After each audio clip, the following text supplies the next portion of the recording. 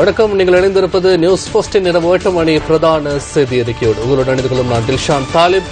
சக்தி TV குளோபலின் ஊடாக உலகளாவிய ரீதியில் இருந்து நியூஸ் போஸ்டோடு இணைந்திருக்கும் உங்கள் அனைவரையும் சந்திப்பதில் மகிழ்ச்சி. வணக்கம் ரஞ்சித். வணக்கம் தில்ஷான். வணக்கம் நேர்களே. இன்றைய தினமும் கூட நியூஸ் போஸ்டின் இரவு 8 மணி பிரதான செய்திகளூடாக உங்களை சந்திப்பதில் மகிழ்ச்சி. நமது விரிவான செய்திகளுக்கு செல்லும் முன்னர் முதலில் இன்றைய தலைப்புச் செய்திகள். போலீசாரின் தாக்குதலிலேயே ஒரு பிள்ளையின் தந்தை உயிரிழந்ததாக தெரிவித்து அம்பலிப்பிட்டியவில் எதிர்ப்பு நடவடிக்கை. அம்பலிப்பிட்டிய போலீஸ் நிலையத்தின் 21 உத்தியோகத்தர்களுக்கு இடமாற்றம். இந்து சமுத்திரத்தின் போட்டித்தன்மையுடன் கூடிய பொருளாதாரம் உள்ள நாடாக இலங்கையை மாற்றுவதாக பிரதமர் கருத்து. ஜனாதிபதி மைத்ரிபால சிறிசேனவை கொலை செய்ய முயற்சித்த குற்றவாளிக்கு ஜனாதிபதி பொது மன்னிப்பு. நோபே வெளிவிவகார அமைச்சருக்கும் எதிர்க்கட்சித் தலைவருக்கும் இடையே சந்திப்பு. உள்ளூராட்சி மன்ற தேர்தலை ஜூன் மாதத்திற்கு முன்னர் நடத்துவதாக துறைக்கு பொறுப்பான அமைச்சர் அறிவிப்பு. சிறுவர் பாதுகாப்பு ஜனாதிபதி செயலணி ஒன்றை உருவாக்குவது தொடர்பிலான விசேட கலந்துரையாடல் ஜனாதிபதி மைத்ரிபால சிறிசேன தலைமையில் இன்று முற்பகல் நடைபெற்றது.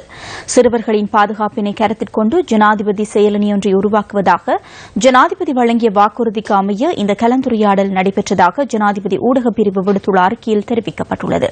சிறுவர்களின் பாதுகாப்பினை மேலும் உறுதிப்படுத்தும் வகையில் சிறுவர்கள் தொடர்பிலான செயற்பாடுகளை முன்னெடுக்கும் அனைத்து நிறுவனங்களையும் ஒன்றிணைத்துக் கொள்ள வேண்டும் என இதன்போது ஜனாதிபதி கூறியுள்ளார். சிறுவர் பாதுகாப்பு தொடர்பிலான பிரச்சினைகள் மற்றும் சிறுவர்களின் அபிவிருத்தி தொடர்பில் இந்த கலந்துரையாடலில் ஆராயப்பட்டுள்ளது. சிறுவர்களின் போஷாக்கு மற்றும் சுகாதாரம் தொடர்பிலும் சிறுவர் விவகாரங்கள் தொடர்பிலான சட்ட மறுசீரமைப்பு தொடர்பிலும் இதன்போது கலந்துரையாடப்பட்டதாக ஜனாதிபதி ஊடகப் பிரிவு தெரிவித்துள்ளது. சிறுவர்களின் பாதுகாப்பு தொடர்பில் தற்போது முன்னெடுக்கப்பட்டுள்ள வெற்றிடங்களை மேலும் வலுப்படுத்தும் வகையில் புதிய செயலணியை அறிமுகப்படுத்த ஜனாதிபதி ஆலோசனை வழங்கியதாகவும் ஜனாதிபதி ஊடகப் பிரிவு குறிப்பிட்டுள்ளது. ஜனாதிபதி மைத்ரிபால சிறிசேனவை கொலை செய்ய முற்பட்டமை தொடர்பில் குற்றவாளியாக காணப்பட்ட பிரதிவாதிக்கு ஜனாதிபதி மன்னிப்பு வழங்க தயாராவதாக இந்த மேன்முறையீட்டு நீதிமன்றத்தில் தெரியவந்தது. இந்த குற்றவாளிக்கு 10 வருட சிறை தண்டனையும் 10,000 ரூபாய் அபராதமும் மேல் நீதிமன்றத்தினால் விதிக்கப்பட்டிருந்தது. தம்மீதான தண்டனை மற்றும் அபராதத்துக்கு எதிராக பிரதிவாதி தாக்கல் செய்திருந்த மேன்முறையீடு இன்று விசாரணைக்கு எடுத்துக் கொள்ளப்பட்டது. மேன்முறையீட்டு நீதிமன்றத்தின் தலைவர் விஜித் மலால்குட மற்றும் தேவிகா லிவேராடி தெனுகோன் ஆகிய நீதிபதிகள் குழாம் முன்னிலையில் இந்த மேன்முறையீட்டு விசாரணை இடம்பெற்றது. இதன்போது தனக்கு கிடைத்துள்ள தகவல்களின் பிரகாரம் இந்த நபருக்கு மன்னிப்பு வழங்குவதற்கு ஜனாதிபதி தயாராகுவதாகவும் அதன் காரணமாக மேன்முறையீட்டை வாபஸ் பெறுவதாகவும் பிரதிவாதி சார்பாக ஆஜரான சட்டத்தரணி URD சில்வா நீதிமன்றத்துக்கு அறிவித்தார். புலனறுவை மற்றும் அதனை அண்மித்த பகுதிகளில் மேலும் 2 வருடன் இணைந்து ஜனாதிபதியை கொலை செய்ய முற்பட்டதாக பிரதிவாதி மீது குற்றம் சுமத்தப்பட்டிருந்தது. இந்த குற்றச்சாட்டுகளின் கீழ் அந்த நபரை குற்றவாளியாக தீர்மானித்து கொழும்பு மேல் நீதிமன்றம் தண்டனை விதித்திருந்தது. இதேவேளை மேன்முறையீடு செய்தவரை அதனை வாபஸ் பெறுவதாயின் அது குறித்து தனக்கு ஆட்சேபனை இல்லை என்று அரசாங்க தரப்பில் ஆஜரான பிரதி சொலிசிஸ்டர் நாயகம் AHN நவாவி நீதிமன்றத்தில் அறிவித்தார்.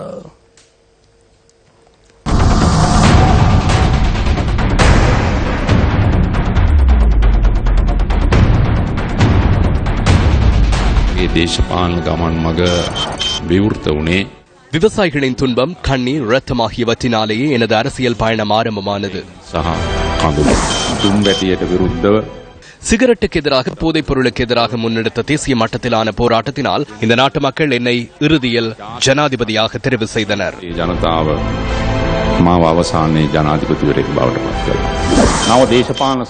புதிய அரசியல் கலாச்சாரம் ஊடாக நாம் உண்மையாக நாட்டை நேசிக்கும் தேசப்பற்றாளர்கள் என்பதை நாட்டிற்கும் மக்களுக்கும் உலகிற்கும் காண்பிப்போம். நாம் எந்த ஒரு சர்வதேச சக்திகளுக்கு அடிப்பணிய தயாரில்லை.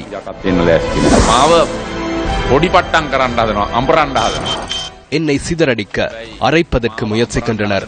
என்னை அரைப்பதற்கு முயற்சிப்பவர்களிடம் ஒன்றை கூற வேண்டும். அறையப் போவது நான் அல்ல, நாட்டின் கலாச்சாரமே அறையப் போகிறது. என்னை அழிக்க முயல்வோரிடம் ஒன்றை கூற வேண்டும். நாட்டின் தேசியத்துவத்தையே நீங்கள் அழிக்க முற்படுகிறீர்கள். அனைத்து நாடுகளும் சர்வதேச மட்டத்தில் நட்பு நாடாக எம்மை வரவேற்கின்றமை தெளிவாகிறது. தேசிய பாதுகாப்பிற்கு துளி அளவேனும் குந்தகம் ஏற்பட இடமளிக்க மாட்டோம். ஆட்சிக்கு வந்த அரசாங்கத்தையும் அதன் தலைவரையும் அடுத்த நாளிலிருந்து எவ்வாறு வீழ்த்துவது என்பதையே அதிகாரம் இல்லாமற் போனவர்கள் யோசிக்கின்றனர். இந்த அரசாங்கம் கவிழும் என கூறுபவர்கள் தொடர்பிலும் அவ்வாறு நினைத்திருப்பவர்கள் தொடர்பிலும் அரசு அரசியல் ரீதியில் நான் கவலை அடைகிறேன். ஐக்கிய தேசிய கட்சி சுதந்திர கட்சி என மோதிக்கொள்ளும் அரசியலை நான் விரும்பவில்லை. இதில் மாற்றம் ஏற்பட வேண்டும். இந்த கீழ்த்தரமான அரசியலில் மாற்றம் ஏற்பட வேண்டும்.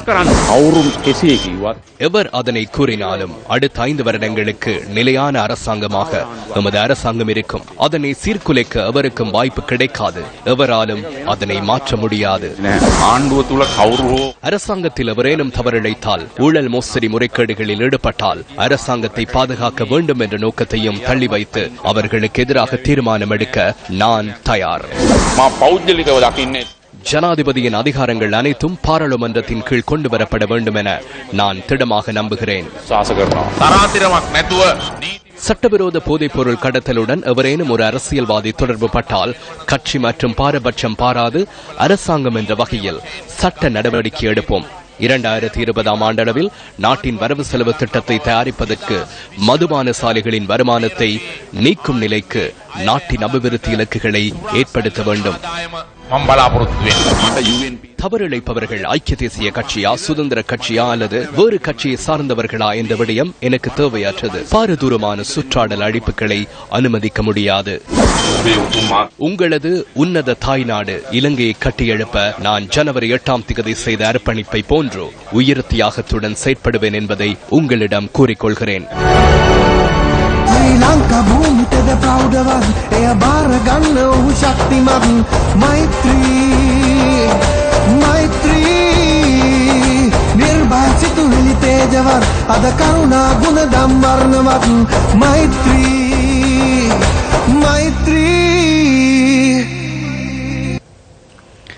இலங்கைக்கான விஜயத்தில் ஈடுபட்டிருந்த நோர்வே வெளிவிவகார அமைச்சர் போஜ் பிரென் மற்றும் எதிர்க்கட்சித் தலைவர் இரா சம்பந்தன் ஆகியோருக்கு இடையில் இன்று சந்திப்பு ஒன்று இடம்பெற்றது. இதன்போது தமிழ் தேசிய கூட்டமைப்பு தலைவரான எதிர்க்கட்சித் தலைவர் இரா சம்பந்தனின் மிதமான அரசியல் நகர்விற்கு நோர்வே வெளிவிவகார அமைச்சர் பாராட்டு தெரிவித்ததாக எதிர்க்கட்சித் தலைவர் ஊடகப் பிரிவு விடுத்துள்ள அறிக்கையில் குறிப்பிடப்பட்டுள்ளது. மிதமான அரசியல் கொள்கைகள் மூலமே மக்களின் அபிலாஷைகளை வென்றெடுக்க முடியும் என்றும் நோர்வே வெளிவிவகார அமைச்சர் பிரென் இந்த சந்திப்பின் போது சுட்டிக்காட்டியுள்ளார். இதேவேளை தமிழ் மக்கள் ஒன்றிணைந்து செயற்படுவதன் மூலமே சரியான தீர்வை எட்ட முடியும் என எதிர்க்கட்சித் தலைவர் நோர்வே அமைச்சரிடம் எடுத்துக்காட்டியுள்ளார். இந்த சந்திப்பில் தமிழ் தேசிய கூட்டமைப்பின் யாழ் மாவட்ட பாராளுமன்ற உறுப்பினர் M.A. சுமந்திரனும் கலந்து கொண்டிருந்ததாக எதிர்க்கட்சி ஊடகப் பிரிவு விடுத்துள்ள அறிக்கையில் மேலும் குறிப்பிடப்பட்டுள்ளது.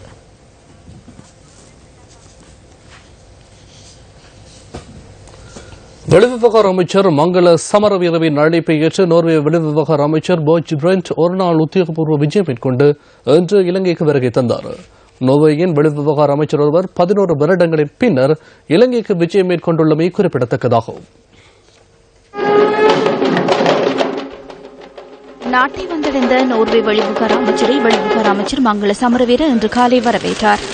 வெளிவிவகார அமைச்சர் உள்ள நினைவு பதிவேட்டில் இதன்போது நோர்வே வெளிவிவகார அமைச்சர் தமது கருத்தினை பதிவு செய்தார்.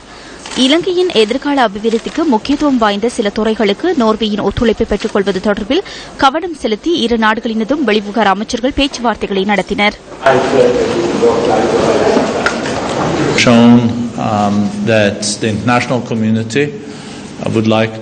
சர்வதேச சமூகம் இந்த அரசாங்கத்துடன் வலுவான தொடர்புகளை ஏற்படுத்திக் கொள்வதில் விருப்பம் கொண்டுள்ளமையே கடந்த வருடம் இலங்கைக்கு வருகை தந்துள்ள வெளிநாட்டு பிரதிநிதிகளின் எண்ணிக்கை புலப்படுத்துகின்றது. இலங்கையின் அபிவிருத்தியுடன் எதிர்காலத்தில் கைகோர்த்து முக்கிய தொடர்புகளை கட்டியெழுப்ப நாமும் தயாராக உள்ளோம். அரசாங்கம் ஆரம்பித்துள்ள நல்லிணக்க செயற்பாடுகளுக்கும் நாம் அதிகபட்ச ஒத்துழைப்புகளை வழங்குவோம். To support in the assessment of the fish stocks with our research. Hindu சமுத்திரத்தின் போட்டித்தன்மையுடன் கூடிய பொருளாதார கேந்திர நிலையமாக இலங்கையை அபிவிருத்தி செய்வதே தமது அரசாங்கத்தின் நோக்கம் என பிரதமர் ரணில் விக்ரமசிங்க தெரிவிக்கின்றார். 2016 இலங்கை பொருளாதார மாநாட்டில் கலந்து கொண்டு உரையாற்றிய போதே பிரதமர் இதனை கூறியுள்ளார். 2016 இலங்கை பொருளாதார மாநாடு இன்று கொழும்பில் ஜனாதிபதி மைத்ரிபால சிறிசேனா அதேபோன்று பிரதமர் ரணில் விக்ரமசிங்க தலைமையில் ஆரம்பமாகியது. ஆசிய கேந்திரத்தில் இலங்கை ஒரு சவால் விடுக்கத்தக்கதொரு பொருளாதார வர்த்தக மையமாக உருவெடுக்குவது தொடர்பில் இந்த மாநாட்டில் கலந்துரையாடப்படும் என இன்றைய ஆரம்ப நாள் நிகழ்வின் போது பிரதமர் ரணில் விக்ரமசிங்க தெரிவித்திருந்தார். வலிய நாடுகளுக்கு இடையிலான போட்டித்தன்மை, அதேபோன்று பொருளாதார அபிவிருத்திகள், அதேபோன்று அபிவிருத்தி அடைந்து வரும் நாடுகள் முகம் கொடுக்கும் சவால்கள் தொடர்பிலும் இந்த மாநாட்டின் போது ஆராயப்பட உள்ளமை குறிப்பிடத்தக்கது. மாநாட்டின் அங்குராப்பண வைபவத்தில் உள்நாட்டு வெளிநாட்டு முதலீட்டாளர்கள், பொருளாதார நிபுணர்கள், கொள்கை வகுப்பாளர்கள் உள்ளிட்ட பலரும் கலந்து கொண்டிருந்தனர். அரசியல் ரீதியில் முக்கியத்துவம் வாய்ந்த விடயங்கள் தொடர்பிலேயே கடந்த வருடம் முழுவதும் நாம் நடவடிக்கைகளை மேற்கொண்டோம். அதேபோன்று நாளை மறுதினம் பாராளுமன்றத்தை அரசியலமைப்பு நிர்ணய சபையாக மாற்றுவதற்கான பிரேரணை முன்வைக்கப்பட உள்ளது. நிறைவேற்று அதிகாரம் கொண்ட ஜனாதிபதி முறையில் திருத்தம் மேற்கொள்வது இதன் நோக்கமாகும். கடந்த 365 நாட்களில் ஜனாதிபதி மைத்ரிபால சிறிசேன அரசியல் ரீதியில் வழங்கிய அனைத்து வாக்குறுதிகளும் நிறைவேற்றப்பட்டுள்ளது. அடுத்ததாக கடினமான காலம் வந்துள்ளது. இந்த காலகட்டத்தில் பொருளாதார மற்றும் சமூக ரீதியிலான மறுசீரமைப்புகளை ஏற்படுத்த வேண்டியுள்ளது. அதனை செய்ய வேண்டுமாயின் உலக பொருளாதார மற்றும் எமது பிஸ்கல் கட்டமைப்பில் உள்ள நெருக்கடிகளுக்கு அப்பாற் செல்ல வேண்டும். இந்த வருடத்தில் உள்ள சவால் அதுவே. இலங்கையின் பொருளாதாரத்தை இந்த சமுத்திரத்தின் போட்டித்தன்மை மிகு பொருளாதாரமாக மாற்றுவதே எமது எதிர்பார்ப்பாகும். இலங்கை நீண்டகால பொருளாதார அபிவிருத்தி நிலவும் சவால்கள் தொடர்பில் ஹார்வர்ட் பல்கலைக்கழகத்தின் சர்வதேச அபிவிருத்தி கேந்திர நிலையம் மேற்கொண்ட ஆய்வின் மூலம் கண்டறியப்பட்ட தகவல்கள் தொடர்பில் அதன் பணிப்பாளர் ரிகார்டோ ஹவுஸ்மன் இதன்போது தகவல்களை வெளியிட்டார். தேசிய உற்பத்தியுடன் ஒப்பிடுகையில் ஏற்றுமதி மற்றும் அரச வருமானம் குறைதல், பொருளாதார மறுசீரமைப்பில் உள்ள பின்னடைவு, அபிவிருத்தி மற்றும் நகரமயமாக்கலில் உள்ள குளறுபடிகள், பிராந்திய அபிவிருத்தி நிலவும் குறைபாடுகள் குறித்தும் அவர் தெளிவுபடுத்தினார். உலக பிரசித்தி பெற்ற முதலீட்டாளரான ஜோர்ஜ் சோரோஸ் இந்த மாநாட்டில் பிரதம விருந்தினராக கலந்து கொண்டிருந்தார். உலக பொருளாதாரத்தின் தற்போது நிலைமையால் இலங்கை எதிர்கால அபிவிருத்தி இலக்குகளை அடைவதற்கான கடின பயணத்தை மேற்கொள்ள நேரிடும் என அவர் சுட்டிக்காட்டினார். பொருளியல் விஞ்ஞானத்துக்கான நோபல் பரிசு வென்ற கொலம்பிய பல்கலைக்கழகத்தின் பேராசிரியர் ஜோசப் ஸ்டேலிக்கும் 2016 ஆண்டு பொருளாதார மாநாட்டில் கலந்து கொண்டுள்ளார்.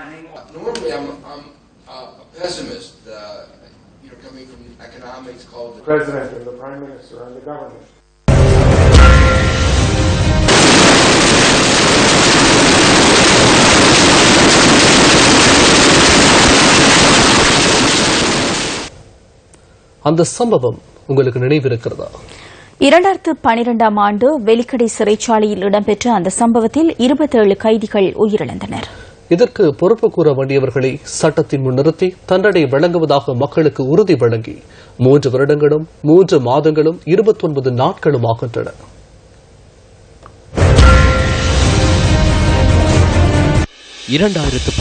ஆண்டு நவம்பர் 9 வெலிக்கட சிறைச்சாலையில் இவ்வாறு அமைதியின்மை ஏற்பட்டது.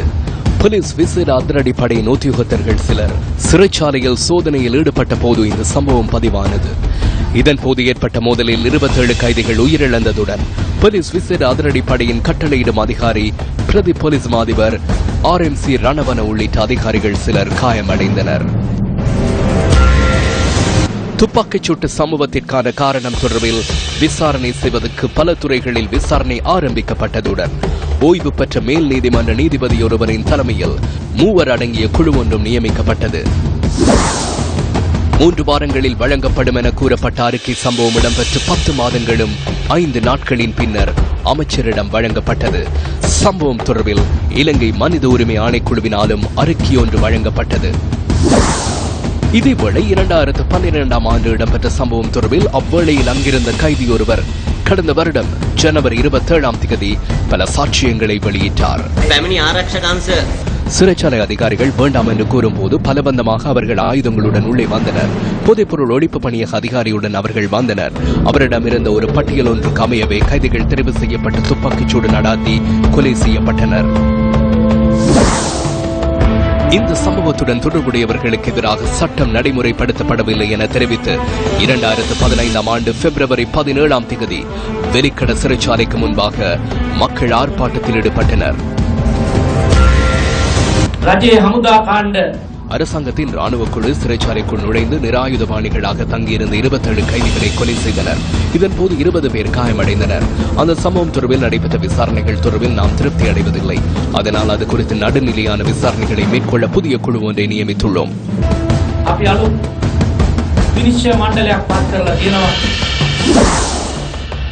நாம் அந்த குழுவை நியமித்து 3 வாரங்கள் ஆகின்றன. அந்த குழு செயற்பாடுகளை ஆரம்பித்துள்ளது. முழுமையான நம்பகத்தன்மையான விசாரணைகளை மேற்கொள்வதாக நாம் இவ்வேளையில் உறுதி வழங்குகிறோம். அரசாங்கம் இவ்வாறு குழுக்களை நியமித்து பிரச்சினைகளை அவ்வழியில் மூடிமறைத்து விலகிவிட முடியாது. எதிர்காலத்தில் இவ்வாறான நிலைமை ஏற்படாத வகையில் செயற்படுவது அரசாங்கத்தின் பொறுப்பாகும். ඒ අයගේ සිරකරුවන්ගේ මූලික මිනිස් අයිතිවාසිකම් මමම උල්ලංඝනය වෙලා. அந்த கைதிகளின் அடிப்படை உரிமை முற்றாக மீறப்பட்டுள்ளது. அது அறிக்கையின் மூலம் தெளிவாக தெரிகிறது. எனினும் குற்றவாளிகளுக்கு இதுவரை சட்ட நடவடிக்கை எடுக்கப்படவில்லை. அத்துடன் பாதிக்கப்பட்டவர்களுக்கு இதுவரை இழப்பீடும் வழங்கப்படவில்லை. எனவே செய்ய வேண்டியது அறிக்கைகளை பெற்றுக்கொண்டு அதனை பெட்டிகளில் இடுவது அல்ல. இதுபோன்ற சம்பவங்கள் இனிமேலும் ஏற்படாத வகையில் குற்றவாளிகளுக்கு தண்டனை வழங்கும் நடைமுறையை ஏற்படுத்த வேண்டும். அதனை இந்த காலத்தில் செய்ய வேண்டும். අධිකරණ ඉදිරියට ගෙනල්ලා දඬුවම් දීමේ ක්‍රියාමාර්ගය ඇති කරන්න ඕනේ. ඒක තමයි අද යුගයේ අවශ්‍යයි. இந்தியாவின் முன்னாள் பிரதமர் ராஜீவ்காந்தி படுகொலை வழக்கில் குற்றவாளியாக காணப்பட்ட பேரறிவாளனை விடுதலை செய்யுமாறு அவரது தாயார் அற்புதம்மாள் கோரிக்கை விடுத்துள்ளார். தம்மை விடுவிக்குமாறு கோரி சிறையில் இருந்து தமிழக ஆளுநருக்கு பேரறிவாளன் எழுதிய மனுவை தலைமை செயலகத்தில் கையளித்த போதே அவர் இந்த கோரிக்கையை விடுத்துள்ளார். சட்டப்பிரிவு 161 பயன்படுத்தி தன்னை விடுதலை செய்ய மாநில அரசுக்கு உடனடியாக ஆணையிட வேண்டும் என பேரறிவாளன் அந்த மனுவில் குறிப்பிட்டுள்ளதாக அவரது தாயார் கூறியுள்ளார்.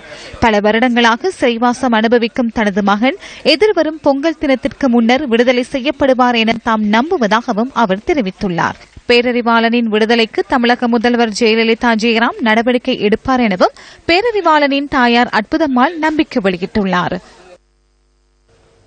ரக்பி வீரர் வசீம் தாஜுடீனின் கொலை தொடர்பில் இடம்பெறுகின்ற விசாரணைகளுக்கு எவ்விதத்திலும் அழுத்தம் விடுப்பதில்லை என அமைச்சரவை பேச்சாளர் அமைச்சர் ராஜித் சேனாரத்ன தெரிவிக்கின்றார். அமைச்சரவை தீர்மானங்களை அறிவிக்கும் இன்றைய ஊடக சந்திப்பிலேயே அவர் இதனை கூறினார். எக்னலிகுட வழக்கை சமரசப்படுத்த சுகத கம்லர் முயற்சித்ததாக குற்றச்சாட்டு உள்ளது.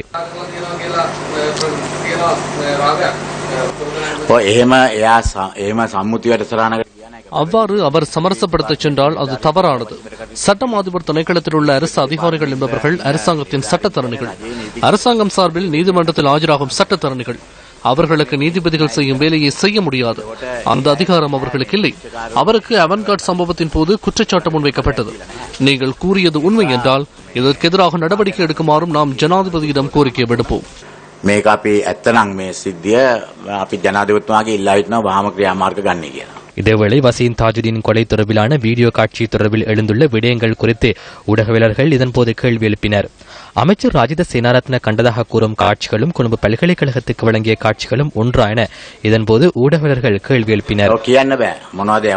எதனை அனுப்பியுள்ளார்கள் என்பதை கூற முடியாது. அவர்களுக்கு எதிராக கடந்த காலங்களில் பல விடயங்கள் முன்வைக்கப்பட்டன. ராஜபக்ச அரசாங்கத்துடன் செய்து கொண்ட அனைத்து கொடுக்கல் வாங்கல் தொடர்பிலும் நாம் கவனம் செலுத்தியுள்ளோம்.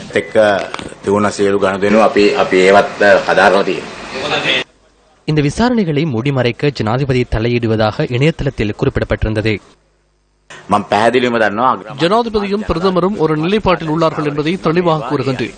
நீதிமன்றத்தின் ஊடாக அந்த விடயங்கள் வெளியாக இடமளிப்பதை தவிர அதில் தலையிடுவதில்லை. இதேவேளை ஜனாதிபதி மைத்ரிபால சிறிசேனவை கொலை செய்வதற்கு சதித்திட்டம் தீட்டிய முயற்சி ஒன்று தொடர்பில் அண்மையில் யாழ் மாவட்ட ஐக்கிய தேசிய கட்சியின் அமைப்பாளர் தெரிவித்த கருத்து தொடர்பில் இதன்போது கருத்து தெரிவிக்கப்பட்டது. போலீஸ் அதிபர் இது குறித்து கவனம் செலுத்தியுள்ளார். தியாகராசா துவாரகேஸ்வரன் அதனை கூறியிருந்தார். ஜனாதிபதியை கொலை செய்யும் முயற்சியோடு கடந்த டிசம்பர் 20ஆம் தேதி மேற்கொள்ளப்பட்டதாக கூறப்பட்டது. இதுகுறித்து உடனே விசாரணைகளை ஆரம்பிக்குமாறு நேற்று பிற்பகல் போலீஸ் அதிபர் குற்றப்புலனாய்வு திணைக்களத்திற்கு எழுத்து மூலம் அறிவித்துள்ளார். අපරාධ පරීක්ෂණ දෙපාර්තමේන්තුව භාර ජ්‍යෙෂ්ඨ නියෝජ්‍ය පොලිස්පතිට වහාම මේ පිළිබඳව විමර්ශනයක් ආරම්භ කරන්න කියලා. வடக்கில் இதுவரை விடுவிக்கப்படாதுள்ள காணிகளை தேசிய பாதுகாப்பிற்கு அச்சுறுத்தல் ஏற்படாத வகையில் படிப்படியாக விடுவிப்பதற்கு அமைச்சரவை அனுமதி வழங்கியுள்ளது. மக்களை மீள்குடியேற்றுவதற்கு தகுதியான இடங்களை அடையாளம் கண்டு அவர்களை மீள்குடியமர்த்த உள்ளதாக இன்று நடைபெற்ற அமைச்சரவை தீர்மானங்களை அறிவிக்கும் ஊடக சந்திப்பில் தெரிவிக்கப்பட்டது. நல்லிணக்கம் மற்றும் நிரந்தர சமாதானத்தை ஏற்படுத்தும் முயற்சியில் யுத்தத்தின் போது உலக இடம்பெயர்விற்கு உள்ளான மக்களை சொந்த இடங்களில் மீள்குடியேற்றுவது முக்கியமானது என அமைச்சரவை தீர்மானித்துள்ளது. கற்றுக்கொண்ட பாடங்கள் மற்றும் நல்லிணக்க ஆணைக்குழுவும் அதனை பரிந்துரை செய்துள்ளதாக இன்று வெளியிடப்பட்ட அமைச்சரவை தீர்மானங்களை உள்ளடக்கிய ஆவணத்தில் குறிப்பிடப்பட்டுள்ளது. தமது சொந்த காணிகள் இதுவரை விடுவிக்கப்படாமையில் காரணமாக யாழ் மாவட்டத்தில் பல குடும்பங்கள் நலன்புரி முகாம்களிலும் உறவினர் வீடுகளிலும் வாழ்ந்து வருவதாக அதில் சுட்டிக்காட்டப்பட்டுள்ளது. அதனால் மீள்குடியேற்றம், சிறைச்சாலை மறுசீரமைப்பு, புனர்வாழ்வு மற்றும் இந்து மத விவகார அமைச்சர் DM சுவாமிநாதன் அமைச்சரவைக்கு தாக்கல் செய்த அமைச்சரவை பத்திரத்தை கருத்தில் கொண்டு மக்களை மீள்குடியேற்றுவதற்கு தேசிய பாதுகாப்பிற்கு அச்சுறுத்தல் ஏற்படாத வகையில் காணிகளை விடுவிக்க அமைச்சரவை தீர்மானித்துள்ளது. ஜூன் மாதத்திற்கு முன்னர் உள்ளூராட்சி மன்ற தேர்தலை நடத்துவதற்கு எதிர்பார்ப்பதாக மாகாண சபைகள் மற்றும் உள்ளூராட்சி மன்ற அமைச்சர் ஃபைசர் முஸ்தபா தெரிவித்துள்ளார். கொழும்பில் இன்று நடைபெற்ற ஊடக சந்திப்பில் அவர் இதனை குறிப்பிட்டார். விருப்பு வாக்கு தேர்தல் முறையை நீக்குவதாக ஜனாதிபதியும் பிரதமரும் ஜனாதிபதி தேர்தல் காலத்திலும் பொது தேர்தல் காலத்திலும் குறிப்பிட்டிருந்தனர். எனினும் உள்ளூராட்சி மன்றங்கள் தொடர்பில் 2012ஆம் ஆண்டு கலப்பு முறையொன்று அறிமுகப்படுத்தப்பட்டுள்ளது. மீண்டும் விருப்பு வாக்கு முறைப்படி தேர்தலை நடத்தினால் அது மக்களிடமிருந்து கிடைத்த ஆணைக்கு எதிராக செயற்படுகிறோம் என்ற நிலைப்பாடு ஏற்படும். எல்லை நிர்ணயம் தொடர்பில் எமக்கு 1000க்கும் அதிகமான மேன்முறையீடுகள் கிடைத்துள்ளன. குறிப்பாக வடக்கில் அதிக அளவிலான முறைப்பாடுகள் பதிவாகியுள்ளன. எனவே உரிய முறையில் தேர்தலை நடத்தவே எதிர்பார்க்கிறோம். எனினும் ஜூன் மாதத்திற்கு முன்னர் தேர்தலை உறுதியாக நடத்த எதிர்பார்க்கிறோம். ஊவா மாகாண அமைச்சர் செந்தில் தொண்டமான் பண்டர்வளை மகுள்தினிய பகுதியில் நிர்மாணிக்கப்படும் வீட்டுத் திட்டத்தை இன்று பார்வையிட்டார்.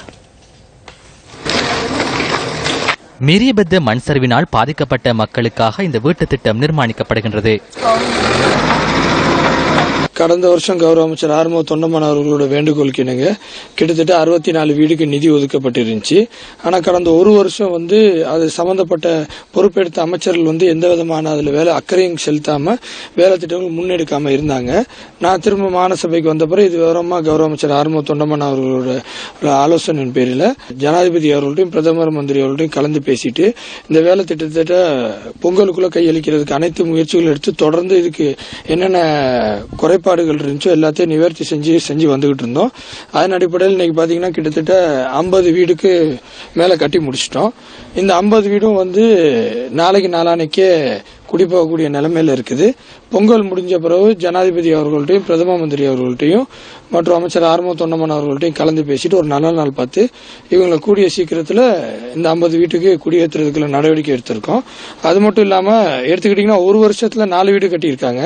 அதே 2 மாசத்துல இலங்கை தொழிலாளர் காங்கிரஸ் இன்னைக்கு 50 வீடு முடிக்கிறதுக்குள்ள எல்லாம் முயற்சி எடுத்திருக்கோம். வடகொரியாவின் ஹைட்ரஜன் குண்டு பரிசோதனையானது உலக சமாதானத்துக்கு பங்கம் விளைவிக்கும் செயல் என ஐநா பாதுகாப்பு பேரவை தெரிவித்துள்ளது. அணுகுண்டு பரிசோதனை நடவடிக்கைகள் வெற்றிகரமாக இடம்பெறுவதாக வடகொரியா மகிழ்ச்சியை வெளியிட்டு வருகின்ற போதிலும் இவை அனைத்தும் பாதுகாப்பிற்கு அச்சுறுத்தல் விடுக்கும் செயல் எனவும் ஐநா பாதுகாப்பு பேரவை குறிப்பிட்டுள்ளது. நேற்றைய தினம் முதல் முறையாக ஹைட்ரஜன் வெடிகுண்டை பூமிக்கு அடியில் வெற்றிகரமாக பரிசோதனை செய்ததாக வடகொரிய ஜனாதிபதி அந்நாட்டு தொலைக்காட்சி மூலம் அறிவித்தல் விடுத்திருந்தார். இலங்கைக்கு எதிரான முதலாவது சர்வதேச 20-20 கிரிக்கெட் போட்டியில் நியூசிலாந்து 3 ஓட்டங்களால் வெற்றியீட்டியது. போட்டியில் 183 ஓட்டங்களை நோக்கி பதிலெடுத்து ஆடிய இலங்கை அணியால் 9 விக்கெட் இழப்பிற்கு 179 ஓட்டங்களையே பெற்றுக் கொள்ள முடிந்தது. இன்றைய உலகில் நவீன மருத்துவத்துறை துரித வளர்ச்சி அடைந்து வருகிறது. எனினும் அந்த வளர்ச்சி நகரங்களுக்கு மாத்திர மட்டுப்படுத்தப்பட்டுள்ளமை கவலை தரும் விடயமாகும். சுகாதார வசதிகளை மேம்படுத்துவது ஒரு நாட்டின் அத்தியாவசிய தேவையாகும். எனினும் நகரங்களில் மாத்திரம் இவ்வாறான வசதிகள் மேம்படுத்தப்படும் நிலையில் கிராமங்களில் இவை தொடர்பில் கருத்தில் கொள்ளாமை வேதனைக்குரியதாகும். மதுளை ஹல்தமுல்லை பிரதேச செயலாளர் பிரிவுக்குட்பட்ட ஒகிய உடவேரியா தோட்டத்தில் வசிக்கும் சுமார் 700 குடும்பங்களின் மருத்துவ தேவையை பூர்த்தி செய்வதற்காக 2009ஆம் ஆண்டு இந்த பிரதேச வைத்தியசாலை அமைக்கப்பட்டது. புபுதமு வெல்லச வேலை திட்டத்தின் கீழ் நிர்மாணிக்கப்பட்ட இந்த பிரதேச வைத்தியசாலை 3 மாதத்துக்கும் குறைவான காலமே இயங்கியுள்ளது. மக்களின் நிதியில் நிர்மாணிக்கப்பட்ட இந்த பிரதேச வைத்தியசாலை 6 வருடங்களாக எவ்வித பயனுமின்றி மூடப்பட்டுள்ளதுடன் தற்போது வைத்தியசாலை கட்டட தொகுதி பராமரிப்பின்றி சேதமடைந்த நிலையில் காட்சியளிக்கின்றது. இதனால் தமக்கான சிறிய வைத்திய தேவையேனும் நிவர்த்தி செய்வதற்கு 20 மைல்கள் பயணம் செய்ய வேண்டிய நிலையை எதிர்கொண்டுள்ளதாக ஒகிய உடவேரியா தோட்ட மக்கள் விசனம் தெரிவிக்கின்றனர். இங்க எங்களுக்கு ஆஸ்பத்திரி வசதிங்கிறத இல்ல. நாங்க திடீர்னு ஒரு அவசரம் ஒரு போறோம்னா ரவைக்கு ஒரு வாகனம் கிடைக்காது. இடையில எங்களுக்கு எது நடந்தா கூட கேட்கறதுக்கு ஆள் இல்ல. இந்த தோட்டத்துல மருந்து கொண்டாந்து கொடுக்கறதுக்கு டாக்டர் மார இல்ல எங்களுக்கு. அப்படி நாங்க மருந்து எடுக்கிறதாலும் ரவையில ஒரு திடீர்னு வருத்தமா இருந்தாலும் ரவை 12-1 மணிக்கு நாங்க போனோம் தீத்திர ஆஸ்பத்திரிக்கு, இல்லாட்டி போரலாந்த ஆஸ்பத்திரிக்கு. எங்களுக்கு அடிப்படையான வசதிகள் எதுவுமே இல்ல. உடவேரியை பொறுத்தளவுல ஹாஸ்பிட்டல் கட்டி 2009ஆம் ஆண்டு கட்டினாங்க. வைத்தியர்கள் சொல்றாங்க எங்களுக்கு எந்த ஒரு வசதி இல்லாதனால நாங்க இங்க இருக்க முடியாது, ரோட்டு சரியா இல்ல, குடிநீர் பிரச்சனை, இந்த மாதிரி கோட்டர்ஸ்கள் இல்ல அப்படின்னு சொல்லி அவங்க வந்தவர்களும் போய்கிட்டு இருக்காங்க. எத்தனையோ ஊர்ல ஹாஸ்பிட்டல் இல்லாம இருக்குது. எங்க ஊர்ல ஹாஸ்பிட்டல் இருந்தும் அத பாவிக்க முடியாம இருக்குது. வந்தாங்க மந்திரி மாதம் சர்ப் பண்ணாங்க. ஒரு மாசம் 1.5 மாசம் போல டாக்டர் இருந்தாங்க. வந்தாங்க மறந்து கொடுத்தாங்க. ரைட், அவங்க எலெக்ஷனை வாங்கினாங்க. அவங்களோட டியூட்டி முடிஞ்சு ஹாஸ்பிட்டல் அப்படியே போட்டு போயிட்டாங்க. எங்களுக்கு எப்படியாவது இந்த ஹாஸ்பிட்டலை புனரமைச்சு தருமாறு கேட்டுக்கொள்கின்றோம். தமது கிராமத்திற்கு எட்டாக்கனியாக உள்ள சுகாதார வசதிகள் எப்போது ஏற்படுத்தி கொடுக்கப்படும் என காத்திருக்கின்றனர் ஒகிய உடவேரிய தோட்ட மக்கள்.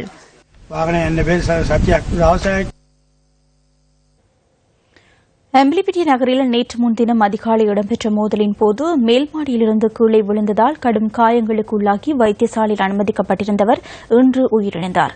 இதனால் பிரதேச மக்கள் இன்று அம்பிலிபிட்டி நகரில் உள்ள அனைத்து வர்த்தக நிலையங்களையும் மூடி எதிர்ப்பு நடவடிக்கையில் ஈடுபட்டனர். இதேவேளை அம்பிலிபிட்டி போலீஸ் நிலையத்தின் தலைமையக போலீஸ் இன்ஸ்பெக்டர் உள்ளிட்ட 21 பேருக்கு இன்று இடமாற்றம் வழங்கப்பட்டுள்ளதாக போலீஸ் ஊடக பேச்சாளர் கூறினார். அம்பலிப்பிட்டிய நகரம் வரை கண்டன பேரணி மேற்கொண்ட மக்கள் அம்பலிப்பிட்டிய கொழும்பு பிரதான வீதியை மறைத்து தமது எதிர்ப்பினை வெளிப்படுத்தினர். இதன்போது அம்பலிப்பிட்டிய நகரின் அனைத்து வர்த்தக நிலையங்களும் மூடப்பட்டிருந்ததுடன் நகரின் பாதுகாப்பிற்காக போலீஸ் விசேட அதிரடி படையினர் அழைக்கப்பட்டிருந்தனர்.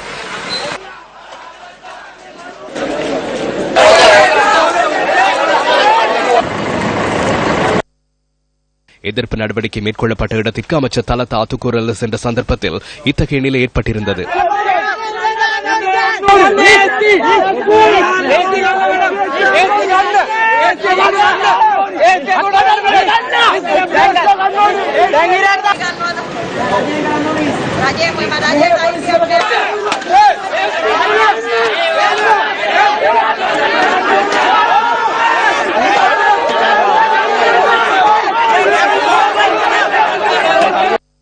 அம்பலப்பிட்டிய புதிய நகர வீதியில் உள்ள வீடொன்றில் நடைபெற்ற இரவு விருந்து பிரசாரத்தின் போது இந்த மோதல் இடம்பெற்றிருந்தது.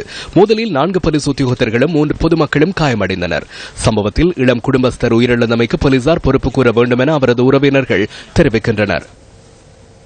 இத்துடன் நியூஸ் போஸ்ட் 8 மணி பிரதான செய்தி அறிக்கை நிறைவு பெறுகின்றது. வணக்கம். வணக்கம்.